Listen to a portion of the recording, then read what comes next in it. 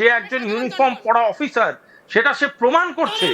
এটা প্রমাণ করে তার মেরুদণ্ডের গল্প, এটা প্রমাণ করে তার মস্তিষ্কের শক্তি, এটা প্রমাণ করে তার ইউনিফর্মের দৃঢ়তা। এটাকে স্বীকৃতি দিতে হবে। এবং এটা আজকে এটা করতে সাহস পেয়েছে ডিউ টু পশ্চিমবাংলার মানুষ। পশ্চিমবাংলার মানুষ চেয়েছে এই রূপটা পুলিশে দেখতে, তাই দেখতে পেয়েছে। Hats off to Bengal police and Kolkata police. বাধা অবশ্যই বাধা। কেমন বাধা? সরকারি কাজে বাধা দান করছেন, মানুষকে প্রমোট করছেন, মানুষকে জমায়েত করছেন, একত্রিত করছেন। আপনি কোন হরিদাস পাল? কোন হরিদাস পাল আপনি? কোন হরিদাস পাল? আমরা সাধারণ মানুষ। কোন হরিদাস? আপনি ডুপ্লিকেট ভিভিপ্যাট এবং ভোটিং মেশিন এখানে একদম কলকাতা পুলিশের এই রুদ্র মূর্তি আমরা ভোটের সময় দেখেছি, কিন্তু শুভাশিস আমরা বেঙ্গল পুলিশের এই রুদ্র মূর্তি বা কলকাতা পুলিশের এই রুদ্র মূর্তি আমরা এই ভোটের সময় দেখেছি। আরেকটা বিষয় যেটা হচ্ছে, আমরা গতকাল রাতে দেখলাম যে স্ট্রং রুমগুলোর নিরাপত্তা নিয়ে এবার প্রশ্ন তুললেন রাজ্যের তৃণমূল সুপ্রিমো মমতা বন্দ্যোপাধ্যায়। তিনি বলছেন যে স্ট্রং রুমের ভেতর কারা ঢুকছেন, বা স্ট্রং রুমগুলোর বিভিন্ন জেলা থেকে আমরা দেখতে পাচ্ছি যে কোথাও সিসিটিভির কানেকশন নেই, বন্ধ রয়েছে ৩-৪ ঘন্টা। কমিশন বলছে যে বাজ পড়েছে, সেই কারণে যান্ত্রিক প্রবলেম হচ্ছে।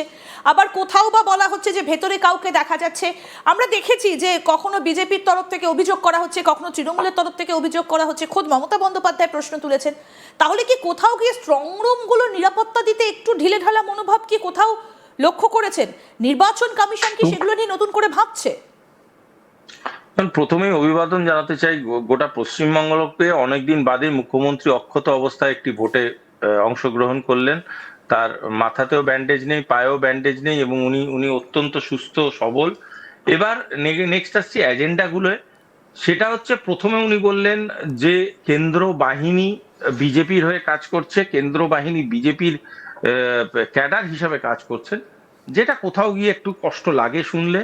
যদিও আমার মনে হয় উনি বুঝতে পারবেন কিছুদিন বাদে গিয়ে যে এরকম কোনো ঘটনা নয়। কেন্দ্র বাহিনী চেয়েছিল একটা শান্তিপূর্ণ ইলেকশন করাতে, এবং সেটা করাতে যা যা দরকার ছিল সেইগুলো করিয়েছে। দলমত নির্বিশেষে কেন্দ্র বাহিনী কাজ করেছে, এবং বেঙ্গল পুলিশ বা কলকাতা পুলিশও নিজের ডিউটিটা তারা সামলেছেন। দ্বিতীয় জিনিসটা হচ্ছে, স্ট্রং রুমে অনেক রকম লেয়ার থাকে, অনেক রকম সিকিউরিটি লেয়ার থাকে, অনেক রকম স্ট্রং রুমের কন্টেন্ট থাকে, যেটা অত ইজিলি ডিসলভেবল না। যা খুশি একটা বলে দিলাম, যা খুশি একটা ক্লেম করে দিলাম, যে কোনো ভাবে একটা মানুষকে ইনসাল্ট করে দিলাম, এটা কোনোদিনই কোনো মানে ভদ্রলোকের একটা কথা হতে পারে না। এরা সবাই ডিউটি করতে এসছে, দেশকে বেঁচে দিতে আসেনি রাজনীতির হাতে। তো এরাও মধ্যবিত্ত বাড়ির সব সিকিউরিটি অফিসার, সব পোলিং অফিসার, সব প্রিসাইডিং অফিসার, এরা ভদ্র বাড়ির লোকজন, এদেরকে একটু সম্মান দেওয়া উচিত। সবাই বিক্রি হয় না। একটা জিনিস বুঝতে হবে, আমাদের সবার শরীরে ঈশ্বর সিদ্ধারা বলে একটি জিনিস দিয়েছে, এবং সবার সিদ্ধারা বিক্রি হয় না। কিছু লোকের সিদ্ধারা সোজা থাকে, এবং সেটাকে সেলিউট জানাতে হয়, এবং সেই সেলিউটটা আপনি দলমত নির্বিশেষে জানান। সময় এসে গিয়েছে। তার কারণটা হলো, আজকের ডেটে দাঁড়িয়ে যে ভোটটা হয়েছে বাংলার বুকে, সেই ভোটটা কিন্তু মানুষের জন্য ভোট হয়েছে, মানুষ ভোট দিয়েছে। আজকে এই ভোটের শেষে, ভোটের রেজাল্ট যখন বেরোবে, তখন যদি আপনি যেতেন, তখন কিন্তু আপনাকেও বলতে বাধ্য হবে। কিন্তু এই দেখুন, আমরা বালুরঘাটের ছবিটা দেখাচ্ছি, আপনি নিশ্চয়ই দেখতে পাচ্ছেন, এই যে স্ট্রং রুমে 4 ঘন্টা সিসিটিভি বন্ধের অভিযোগ। তাহলে এইটা কি মানে শেষ লগ্নে কি রাশটা একটু হালকা হয়ে গেল? দেখুন, এই ধরুন 4টে সিসিটিভির বন্ধের অভিযোগ এসছে। আমি আপনাকে বলছি, সিসিটিভিটা কি? কিছু ঘরের সিসিটিভি, সেই ঘরে পৌঁছবার একটা রাস্তা আছে, সেই ঘরে পৌঁছবার রাস্তাতেও সিসিটিভি থাকছে। সেই সিসিটিভির ফুটেজ থেকে বোঝা যাচ্ছে কে ইন অ্যান্ড আউট হয়েছে। সেখানে যাওয়ার একটা প্যাসেজ আছে, সেই প্যাসেজেরও সিসিটিভি কাজ করছে, সেই প্যাসেজের সিসিটিভিতে ইন অ্যান্ড আউট চেক করা হচ্ছে। সুতরাং এই বোকা বোকা সিকিউরিটি রিলেটেড টার্মস গুলো বলে কোনো লাভ নেই। যে কোনো জায়গার সিকিউরিটি সিসিটিভি যদি কাজ না করে, তার ঘরের বাইরের সিসিটিভি কাজ করছে। এই কিছুক্ষণ আগে, কিছু ঘন্টা আগে না, তার বলা হয়েছিল একজন বৃদ্ধ লোককে সেন্ট্রাল ফোর্স ধাক্কা ভেঙে মেরে ফেলেছে। পরবর্তীকালে আমরা দেখলাম যে আসল ফুটেজটা বেরিয়ে এলো যে এরকম কিছুই না, উনি হৃদরোগে আক্রান্ত হয়ে মারা গেছেন। তো এই ধরনের ন্যারেটিভে গিয়ে লাভ নেই। আসল কথা হলো যে গোটা ব্যাপারটার মধ্যে সিকিউরিটি চেক হলেই বেরিয়ে আসবে যে কে ঘরে ঢুকেছে, কে ঘরে ঢোকেনি।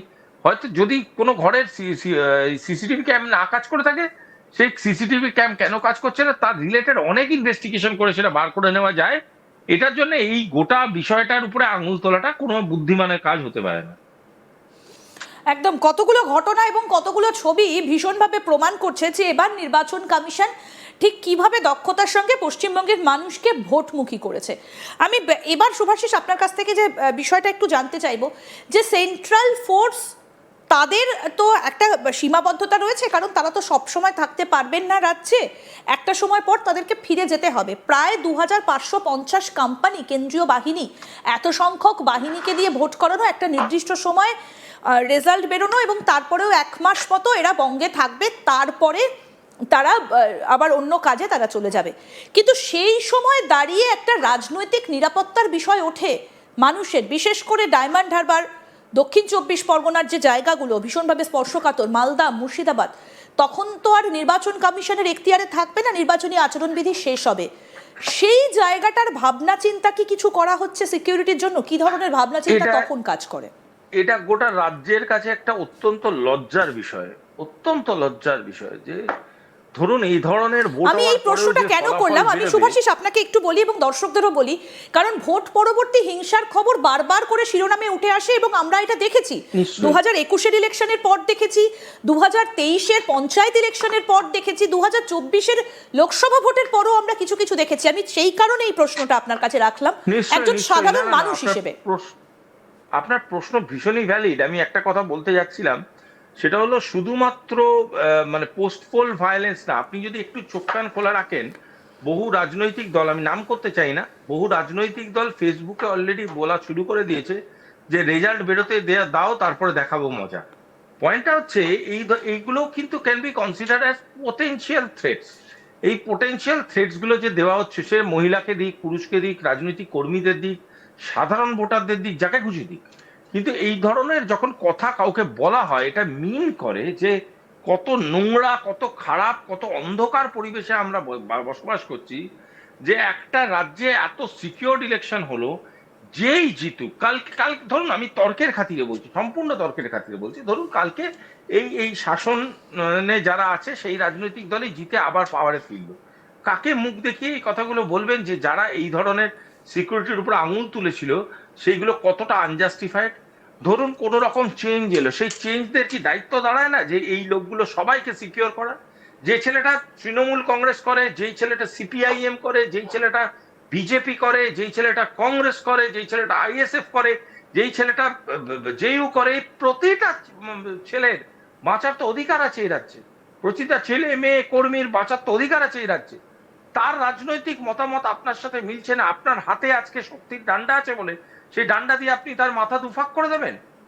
সে যখন ফিরে আসবে সে তো সেই রিপিটটাই করবে। তাহলে এই স্টোরি অফ রিটালিয়েশন চলতে থাকুক, দিনের পর দিন অগ্নিগর্ভ হয়ে উঠুক পশ্চিমবাংলা, রক্ত বয়ে যাক প্রতিটা মাঠ থেকে, রক্ত বয়ে যাক প্রতিটা মায়ের কোল থেকে,